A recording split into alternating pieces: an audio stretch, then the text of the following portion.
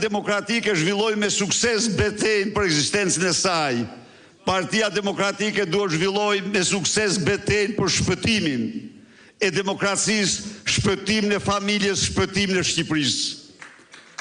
Kjo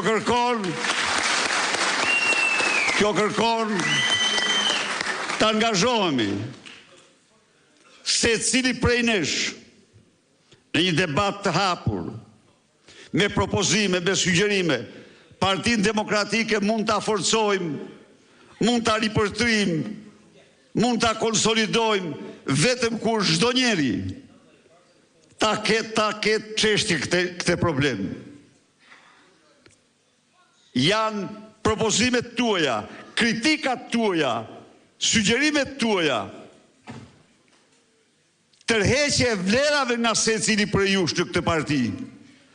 Ato që do e ngrenë këte në lartësinë e përmbushjes një misioni historik, e vetmja forcë politike në Europë që përmbysi dy diktatura dhe kjo do jetë Partia Demokratike.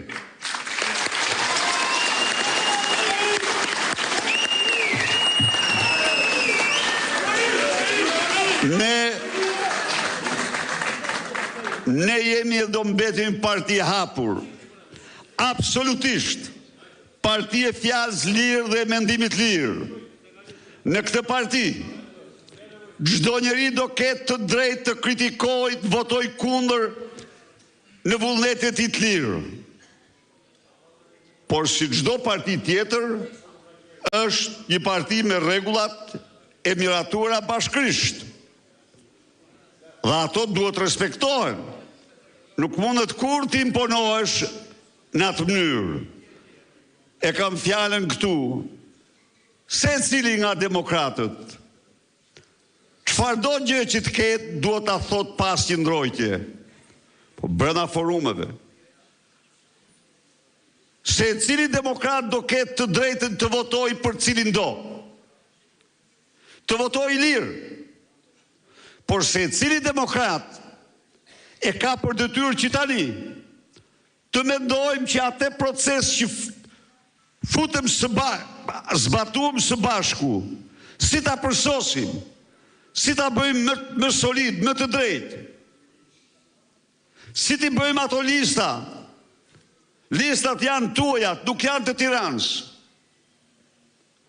S'u të bëjë Tirana lista, si ti bëjmë këto lista në të besueshme nga secili prej nesh. Si ta afrojmë ne? Çdo njeri prej nesh. Një vajzë, një djalë, një burr, një grua, me vlera që e njeh. Ti thot hajde, jemi një betejë për të një rëndësie të jashtëzakonshme. Ne po shkojmë drejt shurjes si kom në qoftë se nuk marrim masa urgjente. Parlamenti po miraton buxhetin, asnjë fjalë për shpopullimin. Miq, duhet vendosim sa më urgjente politikën e antishpopullimit, në mënyrë që të paktën pas 25 vitesh të kemi disa rezultate. Ndaj edhe një herë,